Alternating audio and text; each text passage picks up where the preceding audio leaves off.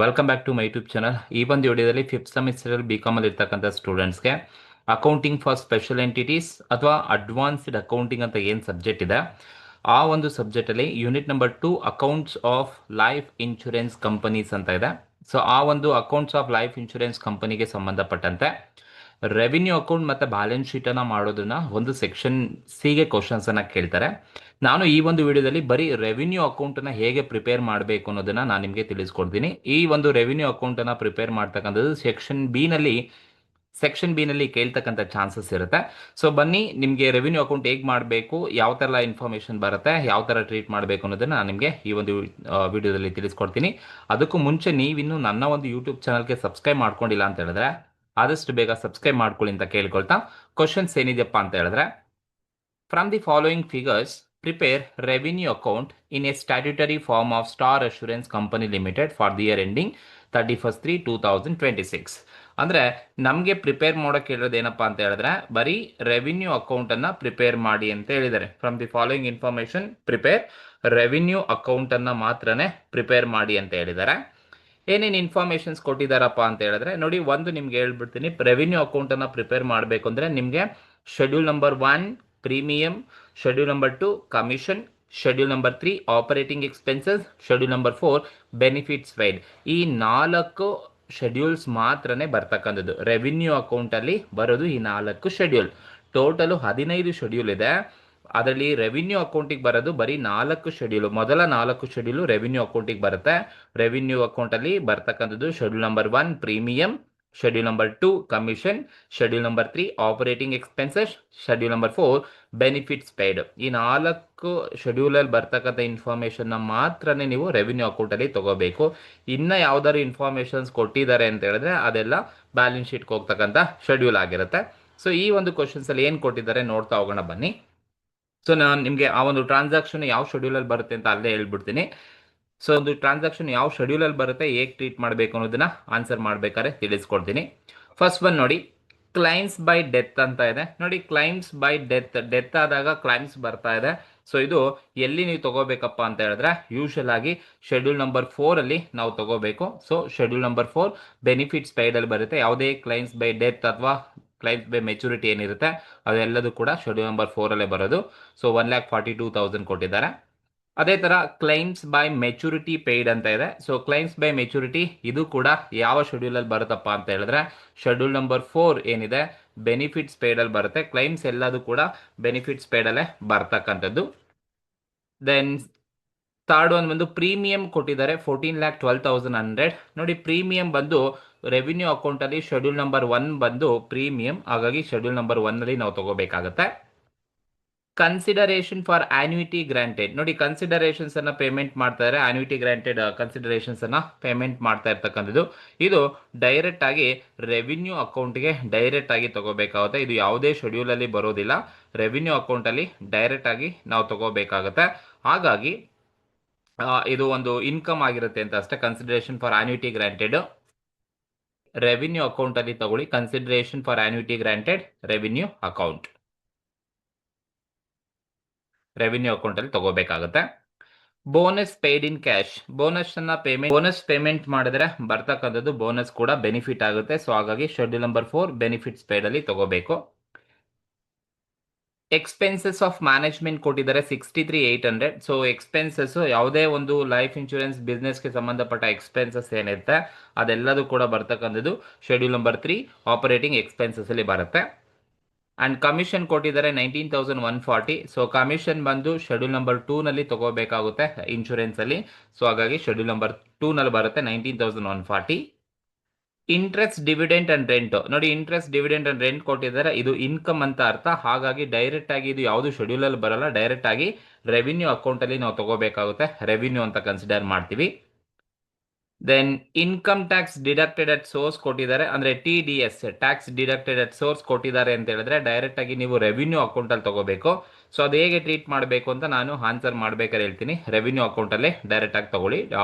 Tax deducted at source ಅಥವಾ income tax deducted at source 12,400 ಕೊಟ್ಟಿದ್ದಾರೆ. Next surrenders ಕೊಟ್ಟಿದ್ದಾರೆ ನೋಡಿ. ಸರೆಂಡರ್ಸ್ ಬಂದು ಬೆನಿಫಿಟ್ ಪೇಡ್ ಅಲ್ಲಿ ಬರುತ್ತೆ. ಸೊ ಹಾಗಾಗಿ ಸರೆಂಡರ್ಸ್ ಅನ್ನ ನಾವು ಶೆಡ್ಯೂಲ್ ನಂಬರ್ 4 ಬೆನಿಫಿಟ್ಸ್ ಪೇಡ್ ಅಲ್ಲಿ ನಾವು ತಗೋಬೇಕಾಗುತ್ತೆ. ಸರೆಂಡರ್ ಬಂದು ಬೆನಿಫಿಟ್ಸ್ ಪೇಡ್ ಅಲ್ಲಿ ಬರುತ್ತೆ. Next bonus in reduction of premium ಕೊಟ್ಟಿದ್ದಾರೆ. 1800 ಕೊಟ್ಟಿದ್ದಾರೆ bonus in reduction of premium. Bonus ಅನ್ನ ಪೇಮೆಂಟ್ ಮಾಡ್ತಾ ಇದ್ದಾರೆ ಅಂತ ಅರ್ಥ. ಸೊ ಇದು ಕೂಡ ಪಾರ್ಟ್ ಆಫ್ ಬೆನಿಫಿಟ್ ಅಂತಾನೆ ಕರಿತೀವಿ. ಹಾಗಾಗಿ ಶೆಡ್ಯೂಲ್ ನಂಬರ್ 4 ಬೆನಿಫಿಟ್ಸ್ ಪೇಡ್ ಅಲ್ಲಿ ತಗೋಬೇಕಾಗುತ್ತೆ. Next dividend paid to shareholders 9000 ಕೊಟ್ಟಿದ್ದಾರೆ. ಡಿವಿಡೆಂಡ್ ಪೇಯ್ಡ್ ಇದು ಅಪ್ರೋಪ್ರಿಯೇಷನ್ ಅಂತ ಕರಿತೀವಿ. ಡೈರೆಕ್ಟ್ ಆಗಿ ಇದು ರೆವಿನ್ಯೂ ಅಕೌಂಟ್ ಅಲ್ಲಿ ತಗೋಬೇಕಾಗುತ್ತೆ. ಸೊ ರೆವಿನ್ಯೂ ಅಕೌಂಟ್ ಅಲ್ಲಿ ಎಲ್ಲಿ ತಗೋಬೇಕಪ್ಪ ಅಂತ ಹೇಳಿದ್ರೆ ಲಾಸ್ಟ್ ಅಲ್ಲಿ ನಾವು ತಗೋಬೇಕಾಗುತ್ತೆ ಅಪ್ರೋಪ್ರಿಯೇಷನ್ಸ್ ಅಲ್ಲಿ. Then amount of life assurance fund at the beginning of the year ನೋಡಿ. ಲೈಫ್ ಅಶೂರೆನ್ಸ್ ಫಂಡ್ ಕೊಟ್ಟಿದ್ದಾರೆ. ಇದು ರೆವಿನ್ಯೂ ಅಕೌಂಟ್ ಅಲ್ಲಿ ಬರೋದಿಲ್ಲ. ಹಾಗಾಗಿ ನಾವು ಇದನ್ನ ಇಗ್ನೋರ್ ಮಾಡಬೇಕಾಗುತ್ತೆ. ಡೈರೆಕ್ಟ್ ಆಗಿ ಬ್ಯಾಲೆನ್ಸ್ ಶೀಟ್ಗೆ ಹೋಗುತ್ತೆ, ಬಟ್ ರೆವಿನ್ಯೂ ಅಕೌಂಟ್ ಅಲ್ಲಿ ಬರೋದಿಲ್ಲ. Life assurance fund at the beginning of the year ಏನಿದೆ ಅದು ಸೀದಾ ಬ್ಯಾಲೆನ್ಸ್ ಶೀಟ್ಗೆ ಹೋಗುತ್ತೆ, ರೆವಿನ್ಯೂ ಅಕೌಂಟ್ ಅಲ್ಲಿ ಬರಲ್ಲ. ಹಾಗಾಗಿ ರೆವಿನ್ಯೂ ಅಕೌಂಟ್ ಅಲ್ಲಿ ಅದನ್ನ ಇಗ್ನೋರ್ ಮಾಡಿ. ಏನಕ್ಕೆ ಅಂದ್ರೆ ಅದು ಬರೋದು ಡೈರೆಕ್ಟ್ ಆಗಿ ಬ್ಯಾಲೆನ್ಸ್ ಶೀಟ್ ಅಲ್ಲಿ ನಾವು ತಗೋಬೇಕು. ಬಟ್ ನಮಗೆ ಬ್ಯಾಲೆನ್ಸ್ ಶೀಟ್ ನ ಪ್ರಿಪೇರ್ ಮಾಡೋಕೆ ಹೇಳಿಲ್ಲ, ಹಾಗಾಗಿ ನಾವು ತಲೆ ಕೆಡಿಸ್ಕೊಳ್ಳೋ ಅವಶ್ಯಕತೆ ಇಲ್ಲ, ಇಗ್ನೋರ್ ಮಾಡಿ. Next outstanding death claim at the beginning of the year ಕೊಟ್ಟಿದ್ದಾರೆ. So beginning of the year ಅಲ್ಲಿ ಔಟ್ಸ್ಟ್ಯಾಂಡಿಂಗ್ ಡೆತ್ ಇದೆ, ಔಟ್ಸ್ಟ್ಯಾಂಡಿಂಗ್ ಕ್ಲೈಮ್ಸ್ ಇದೆ relating to death. Beginning of the year ಅಲ್ಲಿ ಇರ್ತಕ್ಕಂಥ ಔಟ್ಸ್ಟ್ಯಾಂಡಿಂಗ್ ಕ್ಲೈಮ್ಸ್ ಅನ್ನ ನಾವೇನ್ ಮಾಡ್ಬೇಕಪ್ಪ ಅಂತ ಹೇಳಿದ್ರೆ, ಸೊ ಇದು ಕ್ಲೈಮ್ಸ್ ಆಗಿರೋದ್ರಿಂದ ಶೆಡ್ಯೂಲ್ ನಂಬರ್ 4 ಅಲ್ಲಿ ತಗೋಬೇಕು. ಸೊ ಶೆಡ್ಯೂಲ್ ನಂಬರ್ 4 ಅಲ್ಲಿ ನಾವು ತಗೋಬೇಕಾಗುತ್ತೆ. ಶೆಡ್ಯೂಲ್ ನಂಬರ್ 4 ಅಲ್ಲಿ ನಾವು ಮೈನಸ್ ಮಾಡ್ಕೋಬೇಕು. ಯಾಕಂದ್ರೆ ಬಿಗಿನಿಂಗ್ ಆಫ್ ದಿ ಇಯರ್ ಅಲ್ಲಿ ಇರ್ತಕ್ಕಂಥ claims, beginning of the year ಅಂದ್ರೆ ಅದು ಲಾಸ್ಟ್ ಇಯರ್ದು, ಹಾಗಾಗಿ ನಾವು ಲೆಸ್ ಮಾಡ್ಕೋಬೇಕಾಗುತ್ತೆ. And outstanding death claim at the end of the year ಏನಿದೆ ಇದು ಕೂಡ ಅಷ್ಟೇ claims end of the year ಅಲ್ಲಿ ಇರ್ತಕ್ಕಂಥದ್ದು. ಸೊ ಇದನ್ನ ನಾವೇನ್ ಮಾಡಬೇಕಾಗುತ್ತೆ ಅಂದ್ರೆ ಶೆಡ್ಯೂಲ್ ನಂಬರ್ 4 ಅಲ್ಲಿ ತಗೋಬೇಕು, ಆಡ್ ಮಾಡ್ಕೋಬೇಕಾಗುತ್ತೆ. ಏನಕ್ಕೆ ಅಂದ್ರೆ ಇದು ಎಂಡ್ ಆಫ್ ದಿ ಇಯರ್ ಅಂದ್ರೆ ಈ ಒಂದು ಕರೆಂಟ್ ಇಯರ್ ಅಂತ ಅರ್ಥ. ಅಲ್ಲಿ ಏನ್ ಹೇಳುತ್ತೆ ಅಂದ್ರೆ ಅಕ್ರ್ಯೂಯಲ್ ಬೇಸಿಸ್ ಮೇಲೆನೆ ಮಾಡಬೇಕಾಗುತ್ತೆ. ಅಂದ್ರೆ ಏನು ಆ ಒಂದು ವರ್ಷದಲ್ಲಿ ಏನಾಗಿರುತ್ತೆ ಅದನ್ನ ಮಾತ್ರನೇ ಕನ್ಸಿಡರ್ ಮಾಡಬೇಕು. ಈಗ ಬಿಗಿನಿಂಗ್ ಆಫ್ ದಿ ಇಯರ್ ಇದೆ ಅಂತ ಹೇಳಿದ್ರೆ ಅದು ಲಾಸ್ಟ್ ಇಯರ್ದು ಬಿಗಿನಿಂಗ್ ಆಗಿದೆ ಅಂತ ಅರ್ಥ ಔಟ್ಸ್ಟ್ಯಾಂಡಿಂಗು. ಹಾಗಾಗಿ ಅದು ಲಾಸ್ಟ್ ಇಯರ್ಗೆ ತಗೋಬೇಕಾಗುತ್ತೆ. ಬಟ್ ಕರೆಂಟ್ ಇಯರ್ ಅಲ್ಲಿ ನಾನು ಇನ್ಕ್ಲೂಡ್ ಮಾಡಬಾರ್ದು, ಹಾಗಾಗಿ ಅದನ್ನ ಎಕ್ಸ್ಕ್ಲೂಡ್ ಮಾಡಬೇಕು. So outstanding death claims at the beginning ಇದ್ರೆ ನೀವು ಲೆಸ್ ಮಾಡಿ, death claims at the end of the year ಇದ್ದು ಔಟ್ಸ್ಟ್ಯಾಂಡಿಂಗ್ ಇದೆ ಅಂತ ಹೇಳಿದ್ರೆ ಅದನ್ನ ಬೆನಿಫಿಟ್ಸ್ ಪೇಡ್ ಅಲ್ಲಿ ಆಡ್ ಮಾಡಬೇಕಾಗುತ್ತೆ. ಸೊ ಇಷ್ಟು ನಮಗೆ ಇನ್ಫಾರ್ಮೇಶನ್ಸ್ ಅನ್ನ ಕೊಟ್ಟಿರೋದು. ಸೊ ಇಲ್ಲಿ ನಿಮಗೆ ಒಂದು ರೆವಿನ್ಯೂ ಅಕೌಂಟ್ ಅಂತ ಬಂದಾಗ schedule number 1 premium, schedule number 2 ಬಂದು commission, schedule number 3 operating expenses, schedule number 4 benefits paid. ಈ 4 ಶೆಡ್ಯೂಲ್ಸ್ ಅನ್ನ ತಗೋಬೇಕು. ಸೊ ಅದ್ರ ಜೊತೆಗೆ ನಿಮಗೆ ಯಾವ್ದಾರ ರೆವಿನ್ಯೂ ಅಕೌಂಟ್ ಅಲ್ಲಿ ಬರ್ತಕ್ಕಂಥ ಇನ್ಕಮ್ಸ್ ಇರ್ಬೋದು ಅಥವಾ ಅಪ್ರೋಪ್ರಿಯೇಷನ್ಸ್ ಕೊಟ್ಟಿದ್ರೆ ಅದನ್ನ ನೀವು ಡೈರೆಕ್ಟ್ ಆಗಿ ರೆವಿನ್ಯೂ ಅಕೌಂಟ್ ಅಲ್ಲೇ ತಗೋಬೇಕು. ಸೊ ಇದೇ ತರದ ಕ್ವಶನ್ಸ್ ಅನ್ನ ನಿಮ್ಮ ಎಕ್ಸಾಮಿನೇಷನ್ಸ್ ಅಲ್ಲಿ ಕೊಡ್ತಾರೆ. ಸೊ ಈಗ ನಾನು ನಿಮ್ಗೆ ಆಲ್ರೆಡಿ ಯಾವ ಶೆಡ್ಯೂಲ್ ಅಲ್ಲಿ ಏನೇನು ಬರುತ್ತೆ ಅಂತ ಮಾರ್ಕ್ ಮಾಡಿದ್ದೀನಿ. ಸೊ ಈಗ ಯಾವ ತರ ಆನ್ಸರ್ಸ್ ಅನ್ನ ಮಾಡಬೇಕು ಅನ್ನೋದನ್ನ ನೋಡ್ತಾ ಹೋಗೋಣ ಬನ್ನಿ. ಮಾಡ್ಬೇಕಪ್ಪ ಅಂದ್ರೆ ಶೆಡ್ಯೂಲ್ 4 ಶೆಡ್ಯೂಲ್ ಕೂಡ ಟೋಟಲ್ ಮಾಡ್ಕೋಬೇಕಾಗುತ್ತೆ. ಸೊ ಹಾಗಾಗಿ ನಾನು 1 by 1 ತಗೊಳ್ತಾ ಹೋಗ್ತೀನಿ. ಸೊ ಫಸ್ಟ್ ಒನ್ ಬಂದು ಶೆಡ್ಯೂಲ್ ನಂಬರ್ 1 ಯಾವ್ದಪ್ಪ ಅಂತ ಹೇಳಿದ್ರೆ ಪ್ರೀಮಿಯಂ ಅಂತ ಕರಿತೀವಿ. ಸೊ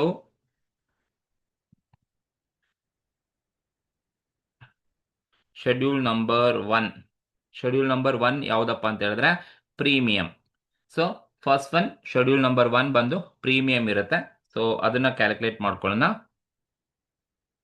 ಶೆಡ್ಯೂಲ್ ನಂಬರ್ 1 ಪ್ರೀಮಿಯಂಗೆ ಏನಾದರೂ ಇನ್ಫಾರ್ಮೇಶನ್ಸ್ ಇದೆಯಾ ಅಂತ ಹೇಳಿದ್ರೆ, ಸೊ ನೋಡಿ ಡೈರೆಕ್ಟ್ ಆಗಿ ಒಂದೇ ಬಂದಿರೋದು. ಇಲ್ಲಿ ಪ್ರೀಮಿಯಂ ರಿಲೇಟೆಡ್ ಯಾವುದೇ ಟ್ರಾನ್ಸಾಕ್ಷನ್ ಕೊಟ್ಟಿಲ್ಲ. ಸೊ ಪ್ರೀಮಿಯಂ ಅಂತ ಡೈರೆಕ್ಟ್ ಆಗಿ ಅವರೇ ಕೊಟ್ಟಿದ್ದಾರೆ. ಸೊ ಪ್ರೀಮಿಯಂ ಡೈರೆಕ್ಟ್ ಆಗಿ ತಗೊಳ್ತೀನಿ. ಸೊ ಎಷ್ಟಪ್ಪ ಅಂತ ಹೇಳಿದ್ರೆ, ಸೊ 14,12,100 rupees ಕೊಟ್ಟಿದ್ದಾರೆ. ಸೊ ಇದೊಂದೇ ಪ್ರೀಮಿಯಂ ರಿಲೇಟೆಡ್ ಇರ್ತಕ್ಕಂಥದ್ದು. ಸೊ ಇನ್ಯಾವುದೇ ಕೂಡ ಯಾವುದು ಕೂಡ ಶೆಡ್ಯೂಲ್ 1 ಅಲ್ಲಿ ಬರುವಂತದ್ದಿಲ್ಲ. ಸೊ ಹಾಗಾಗಿ ಯಾವುದು ಇಲ್ಲ ಅಂತ ಹೇಳೋದ್ರಿಂದ ಸೊ ಅದೊಂದೇ ಐಟಮ್ ಆಗಿರುತ್ತೆ. ಸೊ ನಾನು ಟೋಟಲ್ ಮಾಡ್ಕೊಂಡ್ರೆ ಸೊ ನನಗೆ ಅದೇ ಟೋಟಲ್ ಸಿಗತ್ತೆ. This is total schedule number 1 ನಮಗೆ ಸಿಗುತ್ತೆ. ಇದು schedule number 1 premium. Then schedule number 2 ಏನಂತ ಕರಿತೀವಪ್ಪ ಅಂದ್ರೆ ಕಮಿಷನ್. ಶೆಡ್ಯೂಲ್ ನಂಬರ್ 2 ಬಂದು ಕಮಿಷನ್ ಅಂತ ಕರಿತೀವಿ. ಕಮಿಷನ್ ರಿಲೇಟೆಡ್ ಏನಾದರೂ ಇದೆಯಾ ಅಂತ ಹೇಳಿದ್ರೆ ಇಲ್ಲಿ ನಮ್ಮ ಶೆಡ್ಯೂಲ್ ನಂಬರ್ 2 ನಲ್ಲಿ ಡೈರೆಕ್ಟ್ ಆಗಿ ಕಮಿಷನ್ ಅಂತ ಅವರೇ ಕೊಟ್ಬಿಟ್ಟಿದ್ದಾರೆ. ಸೊ ಒಂದೇ ಐಟಮ್ ಇರೋದ್ರಿಂದ ಡೈರೆಕ್ಟ್ ಆಗಿ ನಾನು ಕಮಿಷನ್ಸ್ ಅಂತ ತಗೊಳ್ತೀನಿ. ಎಷ್ಟು ಕೊಟ್ಟಿದ್ದಾರಪ್ಪ ಅಂದ್ರೆ 19,140 ಕೊಟ್ಟಿದ್ದಾರೆ.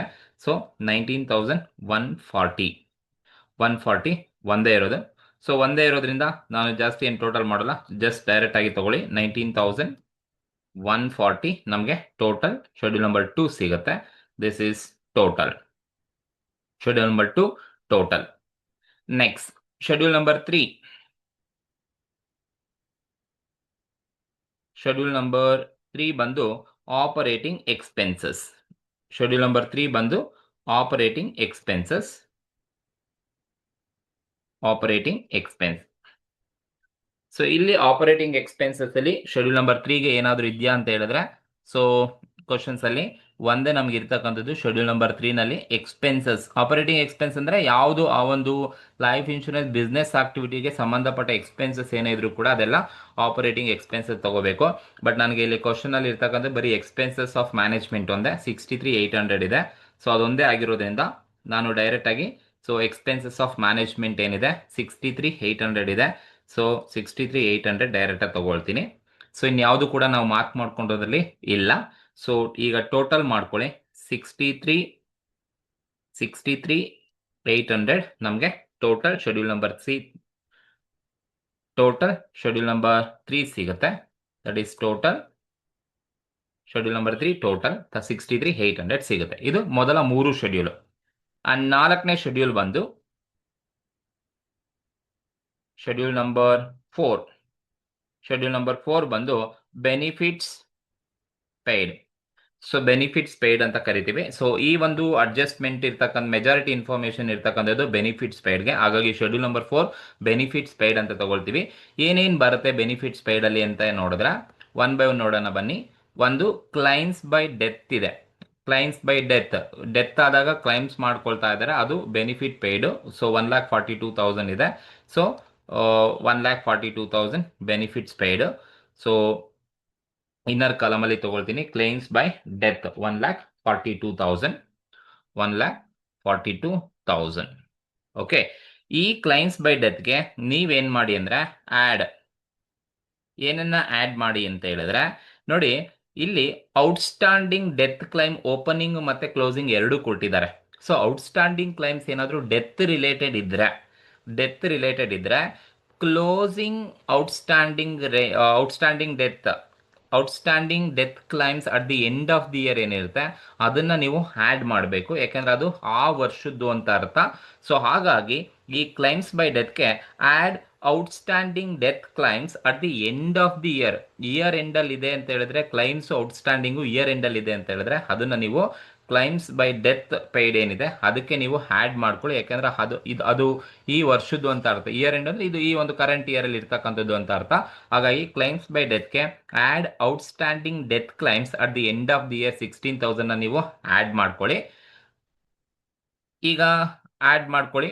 1,42,000 ಪ್ಲಸ್ 16,000 ಎರಡು ಆ್ಯಡ್ ಮಾಡ್ಕೊಂಡ್ರೆ ನಿಮಗೆ ಎಷ್ಟು ಬರುತ್ತಪ್ಪ ಅಂದ್ರೆ 1,58,000 ನಮಗೆ ಸಿಗ್ತಾ ಆಗುತ್ತೆ.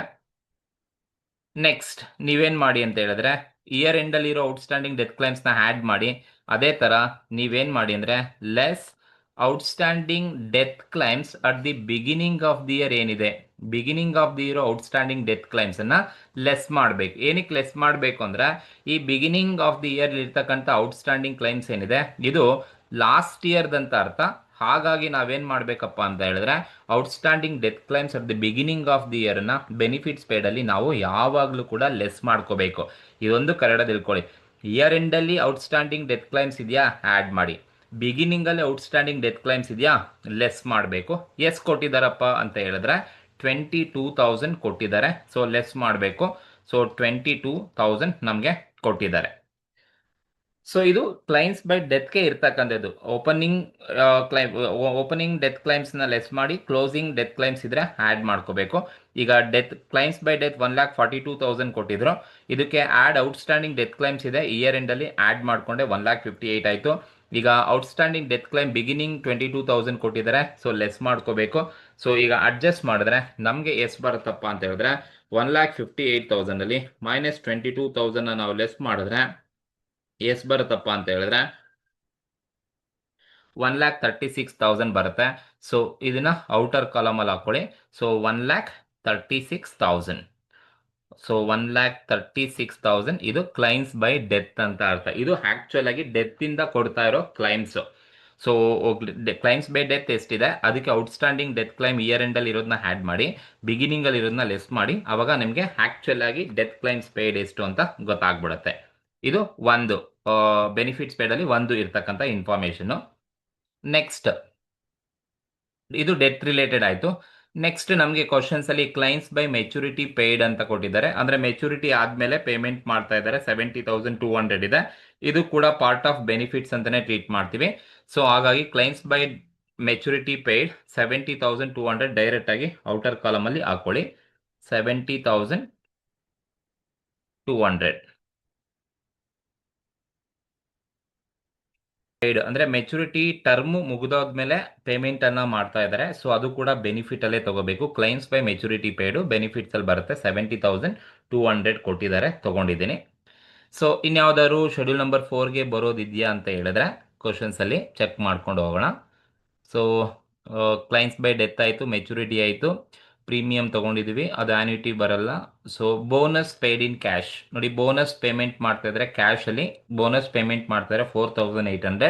So bonus is also part of benefit ಅಂತ ಕರಿತೀವಿ. So bonus paid in cash 4,800. 4,800. ಇನ್ಯಾವುದಾದ್ರು ಇದೆಯಾ ಅಂತ ಹೇಳಿದ್ರೆ ಬೋನಸ್ ಪೇಡ್ ಆಯಿತು.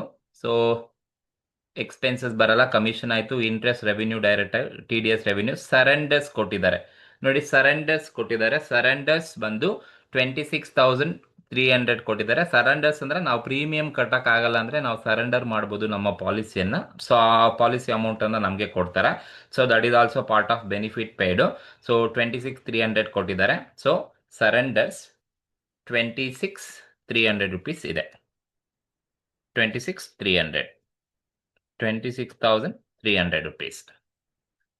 ನೆಕ್ಸ್ಟ್ ಇನ್ಯಾವುದಾದ್ರು ಇದೆಯಾ ಸರೆಂಡರ್ಸ್ ಆದ್ಮೇಲೆ? Yes, bonus in reduction of premium. Bonus ಬಂದಿದೆ, ಅದನ್ನ ಪ್ರೀಮಿಯಂ ಆಗಿ ರಿಡಕ್ಷನ್ಸ್ ಮಾಡ್ಕೊಂಡಿದ್ದಾರೆ ಅಂತ ಅರ್ಥ. ಸೊ ಕ್ಯಾಶ್ ಅಲ್ಲಿ ಕೊಡೋ ಬದಲು ಅದನ್ನ ಬೋನಸ್ ಅನ್ನ ಪ್ರೀಮಿಯಂ ನೆಕ್ಸ್ಟ್ ಮಂತ್ ಪ್ರೀಮಿಯಂ ಅನ್ನ ಅದರಲ್ಲೇ ಕಟ್ಕೊಂಡಿದ್ದಾರೆ ಅಂತ. That is also part of benefit ಅಂತ ಅರ್ಥ. 1,800 ಕೊಟ್ಟಿದ್ದಾರೆ bonus in reduction of premium. 1,800 ಕೊಟ್ಟಿದ್ದಾರೆ. 1,800. ಸೊ ಇನ್ಯಾವುದಾದ್ರು ಇದೆಯಾ ಅಂತ ಹೇಳಿದ್ರೆ dividend paid direct revenue account. Amount of life assurance fund ಬರೋದಿಲ್ಲ, ಬ್ಯಾಲೆನ್ಸ್ ಶೀಟ್ಗೆ ಹೋಗುತ್ತೆ. ಔಟ್ಸ್ಟ್ಯಾಂಡಿಂಗ್ ಡೆತ್ ಕ್ಲೈಮ್ಸ್ ತಗೊಂಡಿದ್ದೀವಿ, ಲೆಸ್ ಮಾಡಿದೀವಿ ಓಪನಿಂಗ್ ಅನ್ನ. ಇಯರ್ ಎಂಡ್ ಅಲ್ಲಿ ಇರೋ ಔಟ್ಸ್ಟ್ಯಾಂಡಿಂಗ್ ಡೆತ್ ಕ್ಲೈಮ್ಸ್ ಅನ್ನ ಆಡ್ ಮಾಡಿದೀವಿ. ಸೊ ಇಷ್ಟು ಕೂಡ ಇನ್ಯಾವುದು ಕ್ವಶನ್ ಅಲ್ಲಿ ನಾವು ಬಿಟ್ಟಿಲ್ಲ. ಸೊ ಹಾಗಾಗಿ ಇನ್ಯಾವುದು ಕೂಡ ಇಲ್ಲ. ಸೊ ಈಗ ಇಷ್ಟು ನಾವು ಟೋಟಲ್ ಮಾಡಿದ್ರೆ ಸೊ ನಮಗೆ ಬೋನಸ್ ಪೇಯ್ಡ್ ಟೋಟಲ್ ಎಷ್ಟು ಅಂತ. ಸೊ ಈಗ ನಾವು ಇಷ್ಟು ಟೋಟಲ್ ಮಾಡಿದ್ರೆ ನಮಗೆ ಶೆಡ್ಯೂಲ್ ನಂಬರ್ 4 ಬೆನಿಫಿಟ್ ಪೇಯ್ಡ್ ಎಷ್ಟು ಅಂತ ಸಿಗುತ್ತೆ. So 1,36,000 plus 70,200 plus 4,800 plus 26,300 plus 1,800. ಇಷ್ಟು ಟೋಟಲ್ ಮಾಡಿದ್ರೆ ನಮಗೆ 22,39,100 rupees ನಮಗೆ ಟೋಟಲ್ ಶೆಡ್ಯೂಲ್ ನಂಬರ್ 4 ಸಿಗುತ್ತೆ. This is total. ಸೊ ಇದು ಮೊದಲ 4 ಶೆಡ್ಯೂಲ್ಗೆ ಇರ್ತಕ್ಕಂಥ ಇನ್ಫಾರ್ಮೇಶನ್. ನಾನು ಬರೀ ಶೆಡ್ಯೂಲ್ ಮಾತ್ರನೇ ಮಾಡಿರ್ತಕ್ಕಂಥದ್ದು. Schedule number 1 premium, schedule number 2 commission, schedule number 3 operating expenses. This is schedule number 3 ಬಂದು operating expenses. Schedule number 4 benefits paid. ಇಲ್ಲಿ ನಮಗೆ ಅಡ್ಜಸ್ಟ್ಮೆಂಟ್ ಅಲ್ಲಿ ಜಾಸ್ತಿ ಇನ್ಫಾರ್ಮೇಷನ್ಸ್ ಇರ್ತಕ್ಕಂಥದ್ದೆಲ್ಲ ಶೆಡ್ಯೂಲ್ ನಂಬರ್ 4ಗೆ ಇರ್ತಕ್ಕಂಥದ್ದು. ಬೆನಿಫಿಟ್ಸ್ ಪೇಯ್ಡ್ಗೆ ಇದೇ ತರ ಎಲ್ಲ ಕ್ವಶನ್ಸ್ ಇದೇ ಇರುತ್ತೆ, ಕರೆಕ್ಟ್ ಆಗಿ ನೋಡ್ಕೊಳ್ಳಿ. ಸೊ ಈಗ ಒನ್ಸ್ ನೀವು ಶೆಡ್ಯೂಲ್ನ ಪ್ರಿಪೇರ್ ಮಾಡಿದ್ದಾದ್ಮೇಲೆ, ಯೂಶಲಿ ರೆವಿನ್ಯೂನಲ್ಲಿ ಬರೋದು ಈ 4 1 2 3 4 ಈ 4 ಶೆಡ್ಯೂಲ್ನ ಪ್ರಿಪೇರ್ ಮಾಡಿದ್ದಾದ್ಮೇಲೆ ಈಗ ನೀವು ರೆವಿನ್ಯೂ ಅಕೌಂಟನ್ನು ಪ್ರಿಪೇರ್ ಮಾಡ್ಬೋದು. ಬನ್ನಿ ಹೇಗೆ ಮಾಡಬೇಕು, ಯಾವ ಥರ ಫಾರ್ಮೇಟ್ ಹಾಕೊಳ್ಳೋದು ನೋಡ್ತಾ ಹೋಗೋಣ. ಈಗ ನೀವು ರೆವಿನ್ಯೂ ಅಕೌಂಟನ್ನು ಮಾಡಬೇಕು ಅಂದರೆ ನೀವು ಈ ಥರ ಫಾರ್ಮೇಟನ್ನು ಹಾಕೊಳ್ಳಿ. ಫಾರ್ಮ್ ಎ, RE ಅಂದರೆ revenue account, the Star assurance company limited revenue account for the year ended 31/3/2026. So ಅದು ಆಸ್ ಯೂಶುವಲ್ ಯಾವ ಕಂಪ್ನಿ ನೇಮ್ ಕೊಟ್ಟಿರ್ತಾರೋ ಅದು ತಗೊಳ್ತೀರಾ.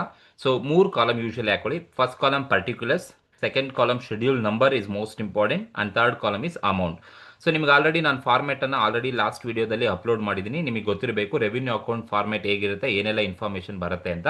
ಸೊ ನೀವು ರೆವಿನ್ಯೂ ಅಕೌಂಟನ್ನು ಮಾಡ್ತಾ ಇದ್ದೀರಾ ಅಂತ ಹೇಳಿದ್ರೆ ಫಸ್ಟ್ ನೀವೇನು ತಗೋಬೇಕಪ್ಪ ಅಂದರೆ ಪ್ರೀಮಿಯಂ ಅನ್ನು ತಗೋಬೇಕು. ಶೆಡ್ಯೂಲ್ ನಂಬರ್ 1 ಏನಿದೆ, ಶೆಡ್ಯೂಲ್ ನಂಬರ್ 1 ಅನ್ನು ತಗೋಬೇಕು. ಶೆಡ್ಯೂಲ್ ನಂಬರ್ 1 ಏನು ಹೇಳುತ್ತಪ್ಪ ಅಂತ ಹೇಳಿದ್ರೆ ಪ್ರೀಮಿಯಂ ಅಂತ ಹೇಳುತ್ತೆ.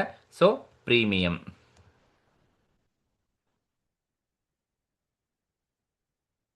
ಸೊ ಪ್ರೀಮಿಯಮ್ ಅನ್ನ ತಗೋಬೇಕು. ಇದು ಶೆಡ್ಯೂಲ್ ನಂಬರ್ 1 ಅಲ್ಲಿ ಪ್ರೀಮಿಯಂ ಬರ್ತಕ್ಕಂಥದ್ದು. ಸೊ ಶೆಡ್ಯೂಲ್ ನಂಬರ್ 1 ಅನ್ನ ನಾವು ಆಲ್ರೆಡಿ ಕ್ಯಾಲ್ಕುಲೇಟ್ ಮಾಡಿದೀವಿ ಮೇಲ್ಗಡೆ. ಶೆಡ್ಯೂಲ್ ನಂಬರ್ 1 ಪ್ರೀಮಿಯಂ ಎಷ್ಟಿದೆಯಪ್ಪ ಅಂತ ಹೇಳಿದ್ರೆ, ಸೊ ನಮಗೆ 14,12,100 rupees ಕೊಟ್ಟಿದ್ದಾರೆ. ಸೊ ಹಾಗಾಗಿ ಶೆಡ್ಯೂಲ್ ನಂಬರ್ 1 ಅಷ್ಟೇ ಇರೋದ್ರಿಂದ ನಾವು ಆ ಅಮೌಂಟ್ ಅನ್ನ ತಗೋಬೇಕಾಗುತ್ತೆ. 14,12,100 ಪ್ರೀಮಿಯಂ ತಗೊಳ್ತೀವಿ. ಓಕೆ, ಸೊ ಈ ರೆವಿನ್ಯೂ ಅಕೌಂಟ್ ಅನ್ನ ಮಾಡಬೇಕಾದ್ರೆ, ಸೊ ನೀವು ಪ್ರೀಮಿಯಂ ಅನ್ನ ತಗೊಂಡಾದ್ಮೇಲೆ ಯಾವ್ದಾದ್ರು ರೆವಿನ್ಯೂ ಅಕೌಂಟ್ ಅಲ್ಲಿ ಇನ್ಕಮ್ಸ್ ಅಂತ ಯಾವ್ದಾದ್ರು ಇದೆಯಾ ಅಂತ ಹೇಳಿದ್ರೆ, ಕ್ವಶನ್ಸ್ ಅಲ್ಲಿ ನೋಡಿ ನಾನಿಲ್ಲಿ ಮಾರ್ಕ್ ಮಾಡಿದ್ದೀನಿ, consideration for annuity granted. Consideration for annuity granted is N income, direct ಆಗಿ ನಮಗೆ ರೆವಿನ್ಯೂ ಅಕೌಂಟಿಗೆ ಬರುತ್ತೆ.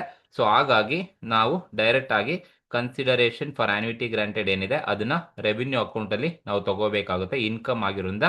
ಸೊ ಪ್ರೀಮಿಯಂ ತಗೊಂಡಾದ್ಮೇಲೆ ಇನ್ಕಮ್ ರಿಸೀವ್ಡ್ ಇನ್ ಪ್ರೀಮಿಯಂ ತಗೊಂಡಾದ್ಮೇಲೆ ಅದೇ ಇದರಲ್ಲಿ ಯಾವ್ದಾದ್ರು ಇನ್ಕಮ್ಸ್ ಇದ್ರೆ ನೀವು ಇಲ್ಲೇ ತಗೋಬೇಕು. ಸೊ ಹಾಗಾಗಿ ಕನ್ಸಿಡರೇಷನ್ ಫಾರ್ ಆನ್ಯುಟಿ ಗ್ರಾಂಟೆಡ್ ಕೊಟ್ಟಿದ್ದಾರೆ, ಇದು ಯಾವುದೇ ಶೆಡ್ಯೂಲ್ ಅಲ್ಲಿ ತಗೋಬಾರ್ದು, ಶೆಡ್ಯೂಲ್ ನಂಬರ್ ಹಾಕ್ಬೇಡಿ, ಡೈರೆಕ್ಟ್ ಆಗಿ ಇನ್ಕಮ್. ಸೊ ಹಾಗಾಗಿ ಡೈರೆಕ್ಟ್ ಆಗಿ ರೆವಿನ್ಯೂ ಅಕೌಂಟ್ ಅಲ್ಲಿ ತಗೊಳ್ಳಿ.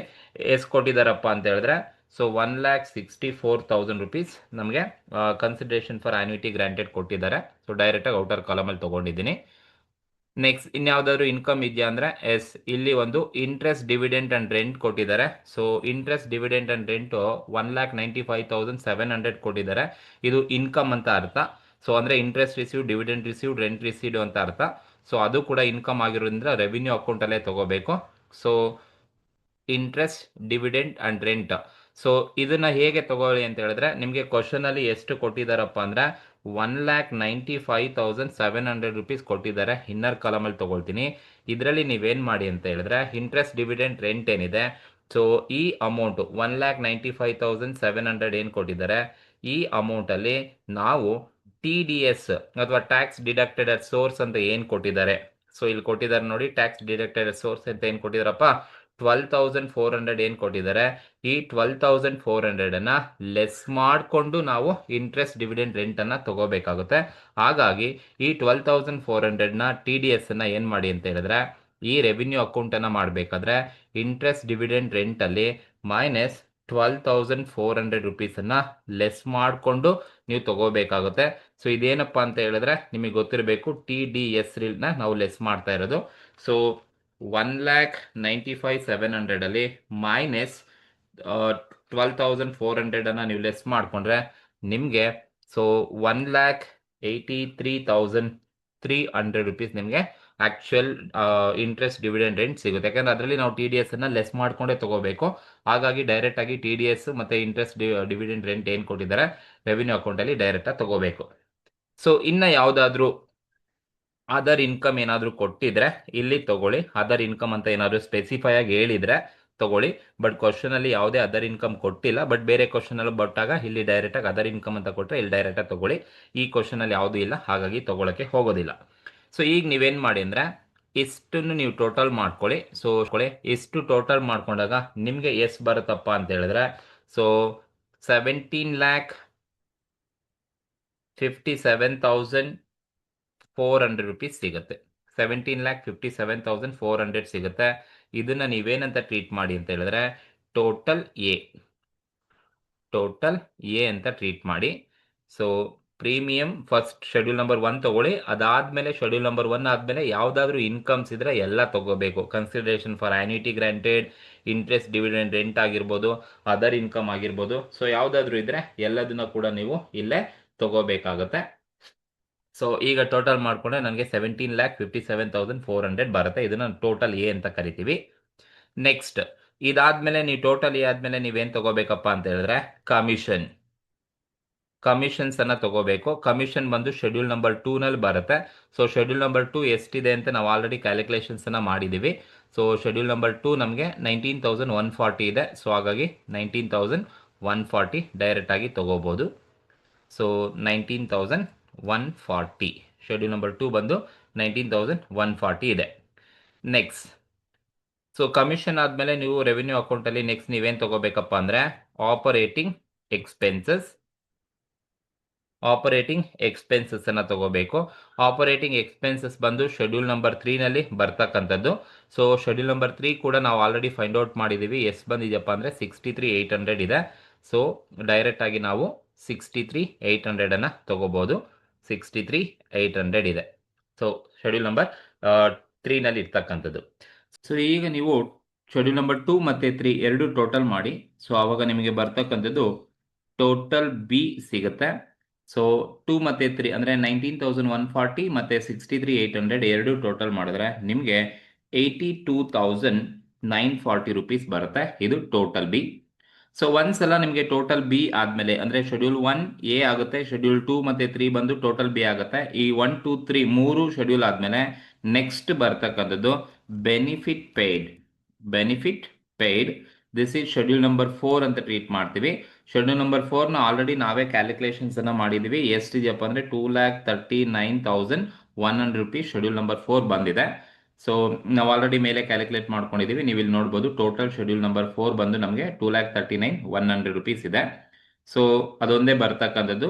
ಟೋಟಲ್ ಸಿ ಮಾಡಬೇಕಾದ್ರೆ ಇದೊಂದೇ ಬರ್ತಕ್ಕಂಥದ್ದು. ಸೊ ಟೋಟಲ್ ಮಾಡ್ಕೊಳ್ಳಿ. ಟೋಟಲ್ ಮಾಡ್ಕೊಂಡಾಗ ನಮಗೆ ಟೋಟಲ್ ಸಿ ಸಿಗುತ್ತೆ. Total C 2,39,100. ಸೊ ಈಗ ನಿಮಗೆ total A, total B, total C ಸಿಕ್ಕಾದ್ಮೇಲೆ ನೀವೇನ್ ಮಾಡಿ ಅಂದ್ರೆ ಸರ್ಪ್ಲಸ್ ಆರ್ ಡಿಫಿಸಿಟ್ ಅನ್ನ ಫೈಂಡ್ ಔಟ್ ಮಾಡ್ಕೊಳ್ಳಿ. ದಟ್ ಈಸ್ ಸರ್ಪ್ಲಸ್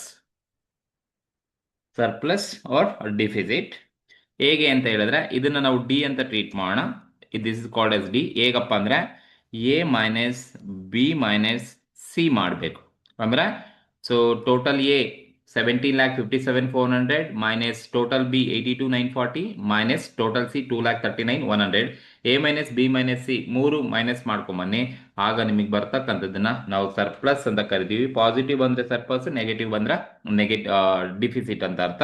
ಸೊ ನಮಗೆ ಇಲ್ಲಿ 14,35,360 ರೂಪೀಸ್ ಬರುತ್ತೆ A minus B minus C ಮಾಡಿದ್ರೆ.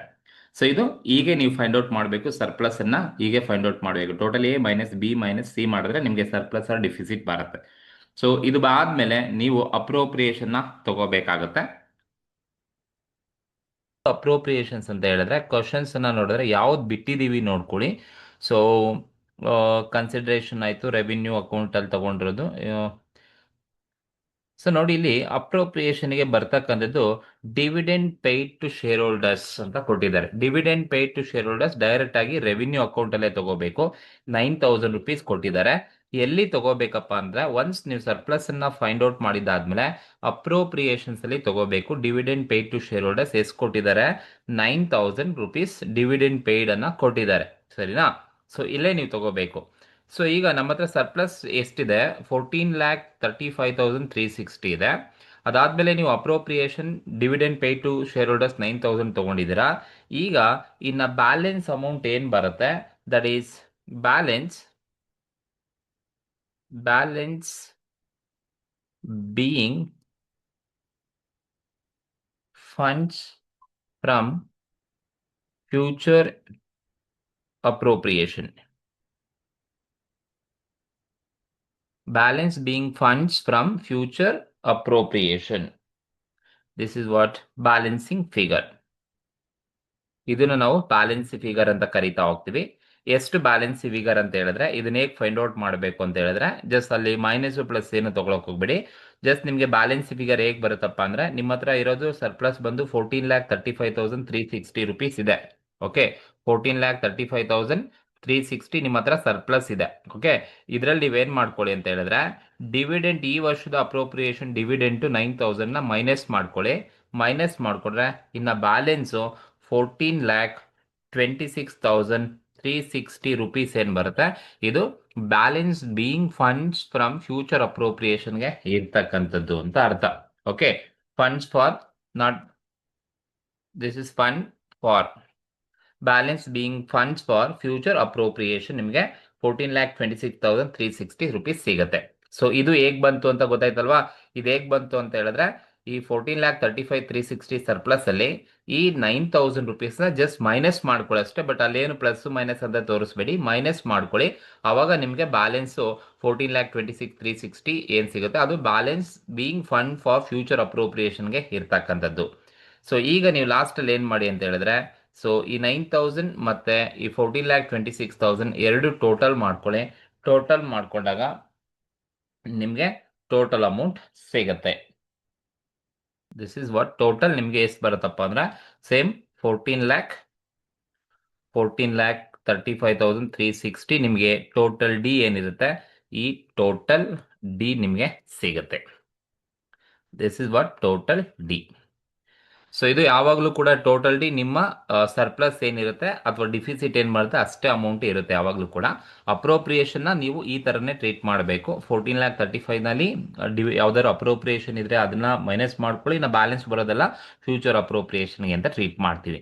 ಸೊ ಇಷ್ಟೇ ಇರ್ತಕ್ಕಂಥದ್ದು. ಇಷ್ಟು ಮಾಡಿದ್ರೆ ನಿಮಗೆ ಸೆಕ್ಷನ್ ಬಿ ನಲ್ಲಿ ಎಷ್ಟು ಮಾರ್ಕ್ಸ್ ಅಲೋಕೇಟ್ ಆಗಿರುತ್ತೆ ಅಷ್ಟು ನಿಮಗೆ ಈಸಿಯಾಗಿ ಸಿಗುತ್ತೆ. ಅದೇ ತರ ನೀವು ಅದೇ ತರ ಸೆಕ್ಷನ್ ಸಿ ಮಾಡ್ತೀರಾ ಅಂದ್ರೆ ನೀವು ರೆವಿನ್ಯೂ ಅಕೌಂಟ್ ಅನ್ನ ಕಂಪಲ್ಸರಿ ಮಾಡಬೇಕು. ಸೊ ಇದಕ್ಕೆ ಸಂಬಂಧಪಟ್ಟ ಮತ್ತಷ್ಟು ವಿಡಿಯೋಗಳನ್ನ ನಾನು ಮುಂದಿನ ದಿನದಲ್ಲಿ ನಿಮಗೆ ಅಪ್ಲೋಡ್ ಮಾಡ್ಕೊಡ್ತೀನಿ, revenue plus as well as balance sheet ಬಗ್ಗೆ. ಸೊ ಹಾಗಾಗಿ ನನ್ನ ಒಂದು ವಿಡಿಯೋ ನಿಮಗೆ ಕರೆಕ್ಟ್ ಟೈಮ್ಗೆ ತಲುಪಬೇಕು ಅಂತ ಹೇಳಿದ್ರೆ ನೀವು ನನ್ನ ಚಾನಲ್ನ ಸಬ್ಸ್ಕ್ರೈಬ್ ಮಾಡ್ಕೊಳ್ಳಿ. ಹಾಗೆ ವಿಡಿಯೋಸ್ ನಿಮಗೆ ಇಷ್ಟ ಆದರೆ ಲೈಕ್ ಮಾಡಿ, ಶೇರ್ ಮಾಡಿ, ನಿಮ್ಗೆ ಯಾವ ಟಾಪಿಕ್ ಬೇಕು ಆ ಟಾಪಿಕನ್ನು ಕಮೆಂಟ್ ಮೂಲಕ ತಿಳಿಸಿ ಅಂತ ಕೇಳ್ಕೊಳ್ತಾ ಈ ಒಂದು ವಿಡಿಯೋನ ಮುಗಿಸ್ತಾ ಇದ್ದೀನಿ. Thank you.